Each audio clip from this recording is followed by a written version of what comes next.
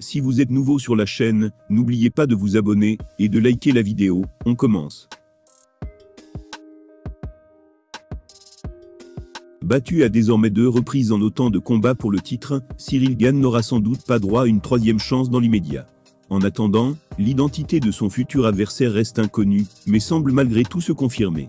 Pour l'heure, seule la ceinture de champion intérimaire lui a été remise dans sa carrière. Cyril Gane n'a en revanche pas encore eu l'occasion de valider ses belles promesses à l'UFC.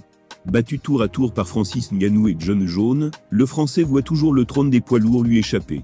Un scénario qui complique sa quête des sommets, et qui pourrait conduire Dana White à prendre une grosse décision le concernant. Vaincu de manière expéditive par Jones lors de son dernier combat, Gane n'aura malheureusement pas droit à une revanche immédiate. En effet, l'actuel cador des poids lourds devra très certainement défendre pour la première fois sa ceinture face à Stipe Miocic. Cela n'empêche pas Cyril de conserver son statut d'aspirant numéro 1 au titre dans les rankings, où il devance désormais un autre solide poursuivant.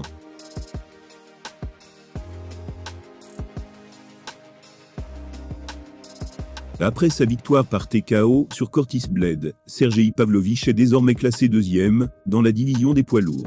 Terrassé par Alistair Overeem pour ses débuts à l'UFC, Pavlovich enchaîne depuis les succès par KO dès le premier round de ses combats. Son dernier affrontement face à Curtis a même tourné à la démonstration, aussi bien de puissance que de résistance.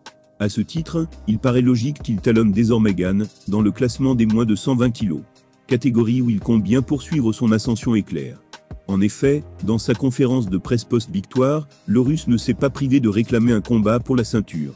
Visiblement prêt à affronter une référence telle que Jones ou Miocic, il risque cependant de devoir attendre quelques mois avant d'obtenir ce privilège. Les négociations entre les deux stars américaines traînent dans la longueur, et pourraient le contraindre à disputer un autre duel d'ici là.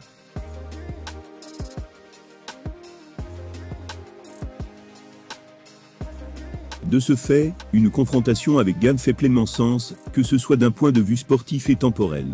L'UFC s'apprête ainsi à revenir à Paris le 2 septembre prochain, et cherchera certainement à faire de bons gamins sa tête d'affiche. Quoi de mieux, pour rendre cet événement incontournable, qu'un choc face à l'étoile montante des lourds. Tous les ingrédients semblent en tout cas réunis pour valider cette hypothèse. S'il souhaite hériter d'une nouvelle opportunité de remporter la ceinture, Cyril Gane devra sans doute écarter Sergey Pavlovich de son chemin. Une mission qui s'annonce extrêmement relevée, mais inévitable pour retrouver la cote chez les poids lourds.